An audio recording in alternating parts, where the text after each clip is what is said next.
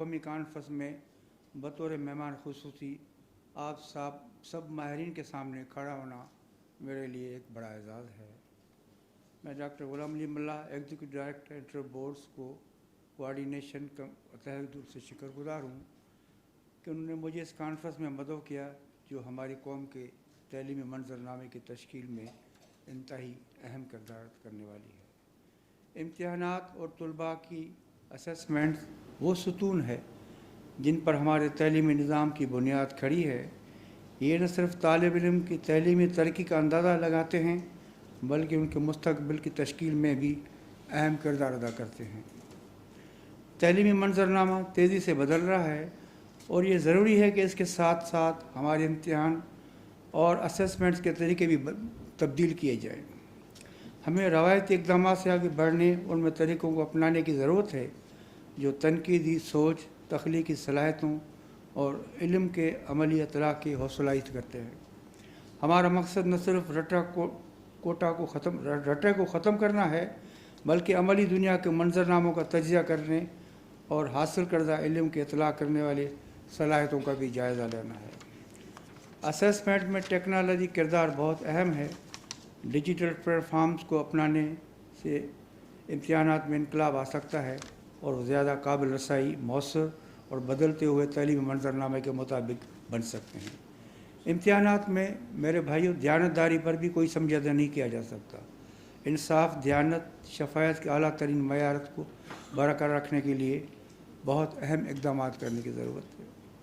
आइए हम इस प्लेटफार्म को उन तमाम चैलेंजों पर बात करने बल्कि हल करने के लिए इस्तेमाल करें, बल्कि हमारे इम्तिहान और असेसमेंट के तरीक़ों में बामाना इस्लाहत लाने के लिए मौलिन, पॉलिसी साज़ों और स्टेक होल्डर्स के दरमियान तावन बहुत ज़रूरी है और इस कॉन्फ्रेंस का इनेकाद इसी काविश की एक कड़ी है। मैं आप सब नामवर माहिरीन तलीम का इस कॉन्फ्रेंस में शिरकत और तलीमी निज़ाम को बेहतर करने के लिए इस काविश में हिस्सा डालने के लिए अपना कीमती वक्त डालने पर तहे दिल से ममनून हूँ। शुक्रिया।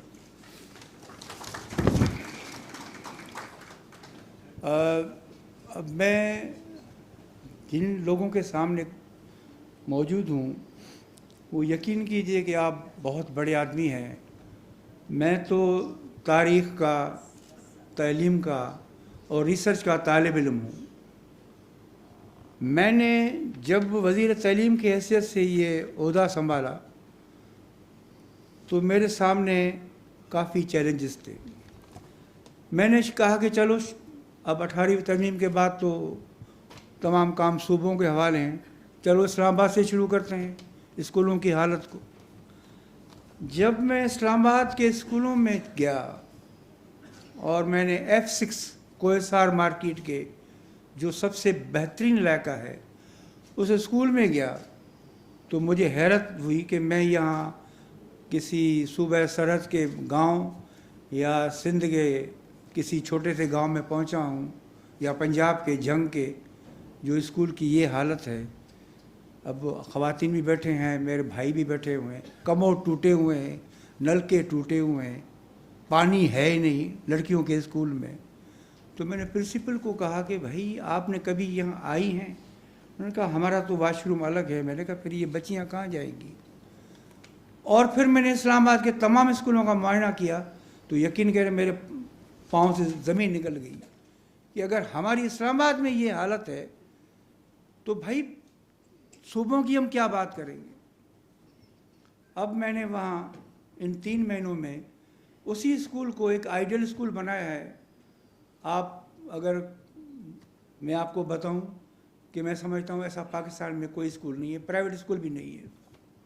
काम हो सकता है अगर जज्बा हो। मैंने ये बात काफ़ी दफ़ा कही है कि हुकूमतों ने सरकारी स्कूलों को अपने मंशूर से क्यों निकाल दिया है। फिर आप कहते हैं कि प्राइवेट स्कूल्स लाखों रुपए लेते हैं। भाई ठीक है, उनका अपना मसला है। आपने सरकारी स्कूलों को क्यों तबाह कर दिया है? भाई मिनिस्टर तो नहीं जा सकता है। उन्होंने कहा मिनिस्टर तो क्या, ये ईडीओज हैं वो भी कभी स्कूल में नहीं आए, वो अपनी तशरीफ लाने के लिए तैयार नहीं है। तो ये है सूरत हाल जिसको हम ठीक करने की कोशिश कर रहे हैं। टाइम तो कम है, लेकिन मैंने रात भी ये बात कही है कि इलेक्शन आने वाले हैं और इन सियासी पार्टियों को मैंने रिक्वेस्ट की है कि कम से कम 3 सब्जेक्ट हैं, उनको हंगामी हालात के तहत अपने 5 साल मंसूबे में शामिल करें। तैलीम, इकोनॉमी, पीने का साफ पानी और सेहत। और आप यकीन करें, मैं किसी सूबे का नाम नहीं लूँगा, लेकिन हमारे स्कूलों की जो हालत है इस दौर में, अगर बच्चियां ज़मीन पर बैठ के पढ़े तो फिर भाई अभी मैं और क्या कह सकता हूँ। डूब मरने का मकाम है और तो कुछ नहीं है। कहाँ पैसे जाते हैं ये? कोई है पूछने वाला? कोई पूछने वाला नहीं है। जब आपका बुनियादी स्कूल्स में अगर हालात ठीक नहीं है तो आपके पास बच्चे यूनिवर्सिटी में कैसे आएंगे? मैंने तमाम पाकिस्तान के वाइस चांसलर के हर कोयटा गया हूँ, लाहौर गया हूँ, कराची में मैंने जामियात के वाइस चांसलर से मुलाकात की है। मुझे एक सूबे के वाइस चांसलर ने बताया हमें तो चीफ मिनिस्टर कभी बुलाता ही नहीं है। भाई उनके भी तो मसाइल सुने ना। जब सियासी दौर आता है तो आप उनसे 300 लोगों को नौकरियां में रखवा लेते, फिर उनका बजट कम पड़ जाता है, फिर कहते हैं कि यूनिवर्सिटीज़ काम नहीं करती हैं। भाई जामियात को तो इतना आज़ाद करना चाहिए उनके वाइस चांसलर्स को कि वो अपने दिल से काम कर सकें।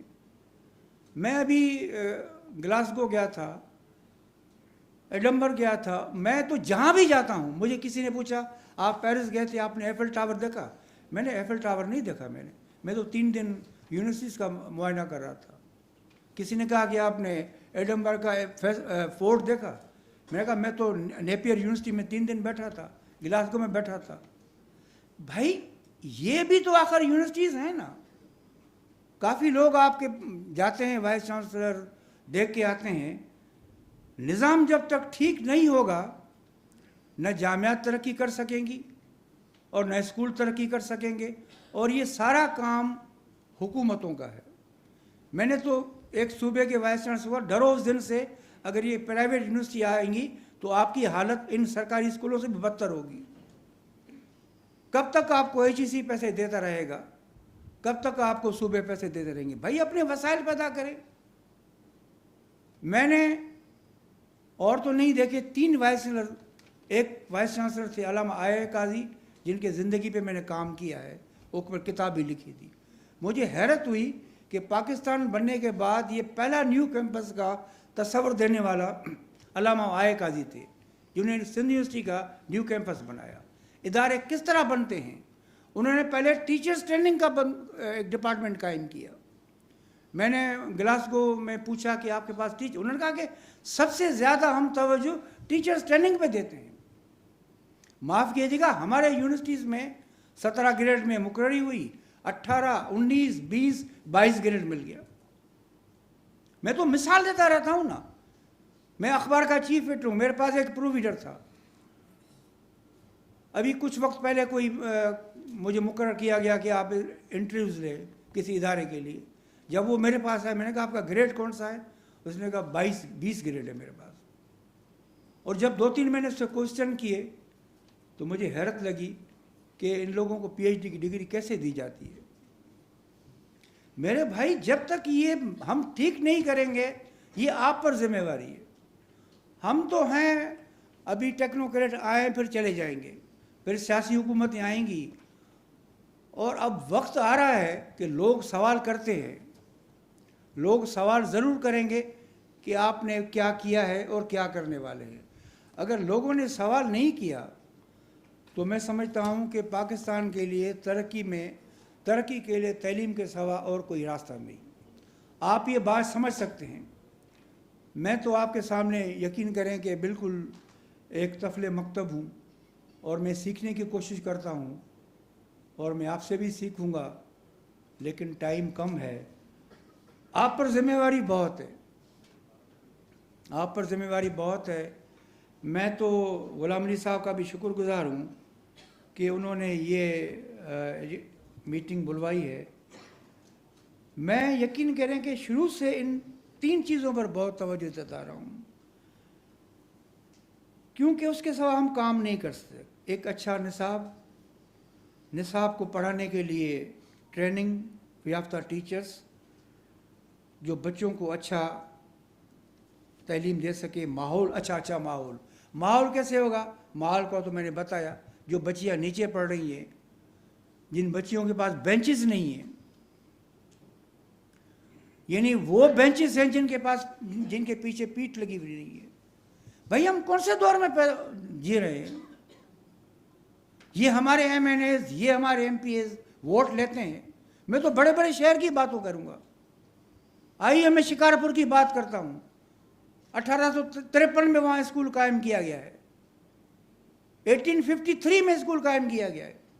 और एक अहम बात बताऊं, हम कायदे यूनिवर्सिटी में बैठे हुए हैं भाई, तालीम का उसूल किसी वक्त में बहुत ख़तरनाक था। मैट्रिक के लिए बम्बई जाना पड़ता था। जब कायदे आज़म सिंध मदरसा में दाखिल हुए तो हसन अली अफंदी अगर सिंध मदरसा न बना था तो मेरे भाई कराची में कोई स्कूल ब्रिटिश ने कायम नहीं किया, कोई कॉलेज कायम नहीं किया।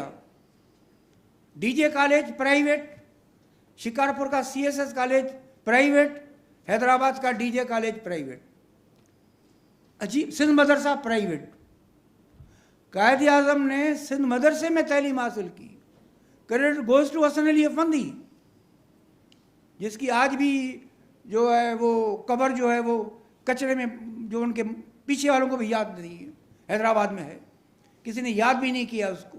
चलिए ये तो दूसरा मौजू है, लेकिन जिन लोगों ने तालीम के लिए यहाँ काम किया वो बड़ी बात है, उनको जितना भी याद किया जाए कम है। और मैं ये बात फिर भी कह रहा हूँ कि हमें बहुत काम करने की ज़रूरत है, और सबसे अहम किरदार जो है वो उस आदमी पर है जो पेपर बनाता है। आप ही के इस सेमिनार की मैं बात करता हूँ, और जो चेक करता है वो भी इससे बड़ा मुकद्दस आदमी है। इम्तिहानात का निज़ाम बेहतर होगा, इसके लिए कॉन्फ्रेंस ज़रूरी थी, और मुझे यकीन कीजिए कि इस कॉन्फ्रेंस के लिए जितनी भी खुशी है, मुझे पता है कि इस्लामाबाद का बोर्ड कैसर साहब बैठे हुए हैं, मैं इनके पास भी जाता हूँ क्योंकि मैं एक एक इदारे में जाता हूँ। मैंने सोचा कि मैं खुद जाके देखूँगा। कैसर साहब से पूछिए कि मैंने पहले इनके पास आया, और ये भी जो काम कर रहे हैं बहुत बड़ी बात है। और अभी मैं नेपियर यूनिवर्सिटी में था एडमबर में, तो उनके पास IT के डिपार्टमेंट में आर्टिफिशियल इंटेलिजेंस के तरीक़ेकार बहुत ज़बरदस्त था। तो मैंने उनको रिक्वेस्ट की कि आप हमारे जामिया से ताउन करें, और मैं आपको कहूँगा कि मैं उनसे बात करके आया हूँ, आप उनसे रब्ता करें। और ये यूनिवर्सिटीज़ जब हम अंधेरे में डूबे हुए थे तब ग्लासगो यूनिवर्सिटी थी, और हमारे पास भी आप जैसी यूनिवर्सिटीज़ मौजूद हैं। हम जितना भी काम करें वो कम है। मैं बातें कर रहा हूँ और मुझे यकीन है कि इन बातों का कुछ ना कुछ तो फ़र्क पड़ेगा। एक अच्छी बुनियाद डाल के जा रहे हैं।